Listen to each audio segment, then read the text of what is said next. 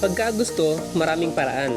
Pero kapag ayaw, maraming dahilan. Sabi nga nila, practice make perfect. Bago ka maging magaling, syempre, dadaan ka muna sa pagpapractice at dadaanan mo yung maraming pagkakamali.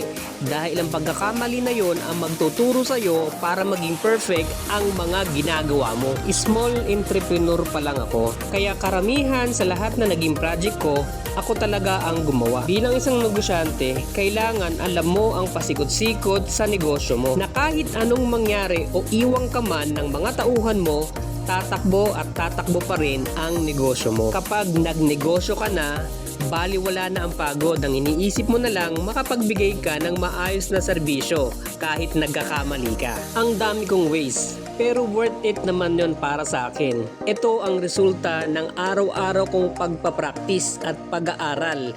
Araw-araw na pagpupuyat. Kaya tingnan nyo naman